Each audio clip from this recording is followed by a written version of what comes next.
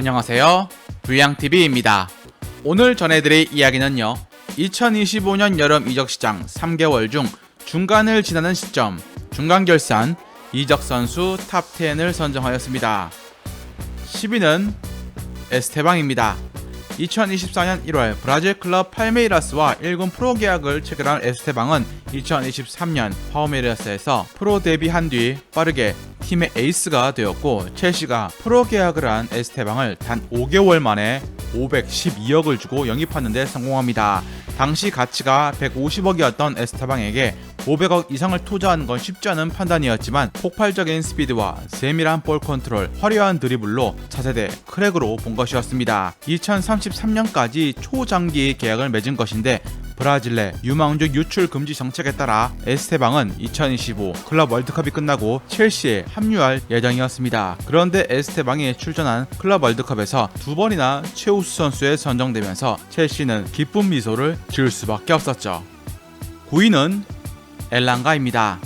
지난 시즌 노팅엄 포레스트에서 6골과 11개의 도움을 기록하면서 노팅엄의 유럽 대항전 진출에 큰 기여를 했던 엘랑가. 맨유 유스에서 성장했지만 입지를 넓히지 못해 결국 2023년 노팅엄으로 이적해야 했고, 첫 시즌 5골 9도움에 이어서 그야말로 대박을 터뜨립니다. 맨유에서 노팅엄으로 이적할 때 280억이었던 그의 이적료는 2025년 7월 뉴캐슬로 1023억에 이적을 하게 됩니다. 2년 만에 엘랑가의 가치가 3배나 뛴 것입니다. 뉴캐슬의 앤서니 고든, 하비 반스, 제이콥 머피가 자리한 측면은 질적으로 준수했지만 양적으로 부족했습니다. 따라서 챔스에 진출한 뉴캐슬은 엘랑가를 선택했습니다. 그런데 이번 여름 이적 시장에서 윙 자원들의 영입 전쟁이 벌어지고 있는 상황에서 엘랑가의 1000억 이적이 기준이 되어버렸고, 마두에케나 은베모 같은 윙어들의 이적 진행에 미묘한 변화를 줄 것으로 보입니다.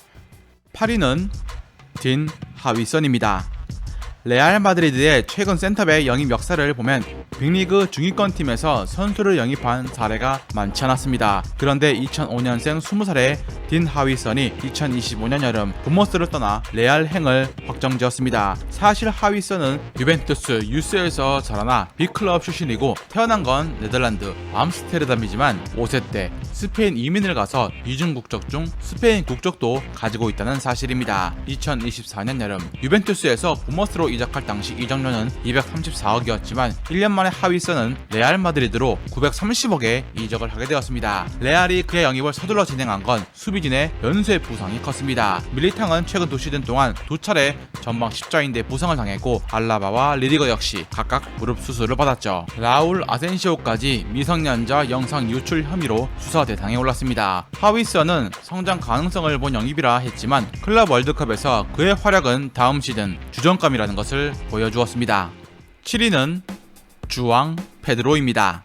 첼시의 브라이튼 사랑은 이번 2025년 여름에도 또 발동이 되었습니다. 쿠쿠렐라, 카이세도를 영입하고 재미를 본 첼시는 이번엔 최전방과 이성 공격까지 맡을 수 있는 주앙 페드로를 영입했습니다. 페드로는 콜 파머의 대체 자원, 중앙 공격으로 보면 리암 델랍이나 잭슨의 대안 선수로도 볼 수 있습니다. 지난 3년 동안 첼시는 수많은 공격수를 영입했는데 리그에서 붙박이로 나선 이는 콜 파머와 잭슨뿐이었습니다. 다음 시즌 챔스 복귀인 첼시 입장에서 추가적인 선수 영입은 필수였던 것입니다. 그중 페드로는 무려 1110억의 이적료였습니다. 놀랍게도 영입되자마자 페드로는 클럽 월드컵 8강 경기에서 팀을 승리로 이끌면서 413억의 추가 상금을 팀에 안겼습니다. 2001년생인 이 브라질 천재가 다음 시즌 첼시 공격의 새로운 희망이 될 수 있을까요?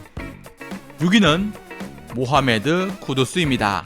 지난 2022 카타르 월드컵에서 한국을 상대했던 가나의 공격수 쿠두스는 한국을 상대로 2골을 터뜨려 큰 인상을 남겼습니다. 2023-2024 시즌 아약스를 떠나 웨스트햄으로 이적했던 그는 첫 시즌부터 공격 포인트 14골 9도움을 기록했고, 지난 시즌 공격 포인트 9개를 기록하며 잠시 주춤했습니다. 웨스트햄 구단 자체로도 최악의 시즌이라고 할 정도로 영입도 실패, 감독도 실망적이었습니다. 공격진에서 보웬 빼고 모두 부진했고 쿠두스도 그중 하나였죠. 그럼에도 토트넘은 쿠두스의 뛰어난 드리블 능력이 팀에 필요하다고 판단했고, 2025년 7월 1025억의 클럽 간 합의가 이루어집니다. 쿠두스는 챔스에서 뛰고 싶어 했고, 또 같은 런던 팀이기에 환경 적응도 필요 없습니다. 단 지난 시즌 보여준 자신감 없는 드리블과 느린 판단은 이번 시즌 개선해야 하는 부분. 기존에 우측 윙어 브레넌 존슨이 있지만 개인 능력이 더 좋은 쿠두스는 새로운 옵션입니다. 왼발잡이의 우측 윙어이면서 볼을 가진 상태에서 상대를 끌어다니는 스타일. 다음 시즌 토트넘 공격이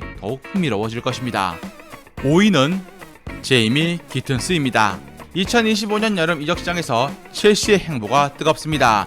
많은 선수들을 영입하는 가운데 도르트문트의 기튼스를 9번째 선수로 영입을 한 것입니다. 옵션 포함 969억의 토런 유니폼을 입게 된 기튼스는 2004년생으로 아직 잉글랜드 국대의 경험은 없지만 뛰어난 드리블 능력과 스피드에 강점이 있는 윙어로 벌써 두각을 보여 2024-2025 시즌 공식전 48경기에서 12골 6도움으로 커리어 하이를 보냈습니다. 좌측 윙어가 필요한 첼시가 러브콜을 보냈죠. 첼시는 사실상 레프트윙 라임 스털링과 무드리크 2명뿐인데 스털링은 지난 시즌 아스날에서의 임대 생활이 성공적이지 않았고 무드리크는 최근 반도핑 규정 위반으로 협회로부터 기소돼 최대 4년 출장 정지 징계를 받을 수 있는 악재가 터졌습니다. 기튼스가 지난 시즌 후반기에 다소 부진하긴 했지만 니코 쿠바치 감독 체제에서 맞지 않은 옷을 입은 느낌이었고 기튼스는 여전히 뛰어난 잠재력을 보유하고 있습니다. 4위는 수비 맨디입니다. 요 몇 년간 우승에 근접했던 아스날이 2025년 여름 이적 시장에서 큰 배팅을 했습니다. 스페인 핵심 미드필더 마르틴 수비맨디를 1045억에 영입을 한 것입니다. 여름 이적 시장이 열리고 케파에 이어서 두 번째 영입 선수인 수비맨디는 레알 마드리드의 러브콜을 받기도 했습니다. 마침 중원 보강을 노리던 아스날은 조르지뉴가 플라멩고로 이적했고 토마스 파티도 FA로 팀을 떠났기 때문에 수비맨디의 필요성이 너무나 커졌습니다. 중앙 미드필더로 수비진을 보호하고 정확한 패스 연결로 공수를 연결하는 6번 역할을 수행하는 수비 맨디는 2023년 레알 소시에다드를 10년 만에 챔피언스 리그로 진출시키기도 했습니다. 수비 맨디가 합류하면서 아스날은 브랜드포드의 네르그룹까지 보유해 탄탄한 수비형 미드필더진을 갖추게 되었습니다. 3위는 마테우스 쿠냐입니다. 맨유 10번의 의미는 오래전부터 반 니스텔루이, 웨인 눈이라는 에이스 선수를 의미했습니다. 그리고 2025년 7월 울버햄튼의 마테우스 쿠냐가 맨유로 이적해 10번을 받으며 명가 재건의 첫 신호탄이 되었습니다. 지난 시즌 36경기에 출전해 17골 6도움을 뽑아내며 맹활약을 펼친 것과 다르게 울버햄튼은 처참한 성적 부진을 겪어서 쿠냐의 이적은 기정사실화되었죠. 사실 쿠냐는 지난 겨울 이적 시장에서 아스날로 이적할 수도 있었지만 강등권에서 헤매는 울버햄튼을 구하기 위해서 러브콜을 뿌리쳤습니다. 시즌이 끝난 뒤 쿠냐의 선택은 맨유였습니다. 원래 맨유의 10번은 송골유스 레시포드였습니다. 이제 쿠냐가 10번을 달고 아모린 감독이 선호하는 3-4-2-1 포메이션에서 공격형 미드필더를 맡을 전망입니다. 2위는 알렉산더 아놀드입니다. 지난 시즌이 끝나기 전부터 아놀드가 레알 마드리드로 떠날 것이란 추측이 많았고 실제로 그는 2025년 여름 평생을 함께한 리버풀을 떠나 레알에 입단을 했습니다. 그의 이별에 리버풀 팬들은 분노에 휩싸였고 부주장의 이적에 크게 실망까지 했습니다. 그러거나 말거나 아놀드는 신인 감독 알론소의 황태자로 자리매김해 클럽 월드컵에서 환상적인 도움을 기록했죠. 레알에서 오랜 기간 우측면을 책임졌던 카르바알이 지난 시즌 크게 부상을 당해 바스케스가 뛰어야 했고 장기적인 후계자로 이제 아놀드가 그 자리를 이어받을 것입니다. 원래는 7월 이적이었지만 레알은 한 달 조기 합류를 조건으로 160억을 지불했습니다. 알론소 감독이 즐겨 쓰는 백스리 전술에서 윙백 아놀드의 킥력은 날개를 달지 않을까요? 대망의 1위는 플로리안 비르츠입니다. 2025년 여름 이적 시장에서 가장 핫하며 거물 선수로 지명된 레버쿠젠의 비르츠는 뮌헨, 맨체스터 시티, 레알 마드리드 등 모든 빅클럽들이 영입을 원한 선수였습니다. 2023-2024 시즌 레버쿠젠의 분데스리가 무패 우승을 이끈 주역이자 2024-2025 시즌 45경기 출전 16골 15도움을 기록하며 리그 최고의 선수였습니다. 비르츠가 선택한 클럽은 리버풀이었습니다. 리버풀은 비르츠를 데려오기 위해서 2376억을 쏟아부었고 이는 첼시가 엔저를 영입할 때 쓴 1900억을 넘어서 프리미어리그 역대 최고 이적료였습니다. 리버풀의 새로운 10번이 될 비르츠는 아르네 슬롯 감독 체제에서 소보슬라이가 맡았던 중앙 2선 자리를 차지할 것으로 보입니다. 비르츠 스타일이 단순히 찬스를 만드는 플레이메이커가 아니고 직접 득점까지 가능한 현대적인 10번이기에 다음 시즌 리버풀 공격의 코어가 될 것입니다. 즐겁게 보셨다면 구독과 좋아요 클릭을 부탁드립니다.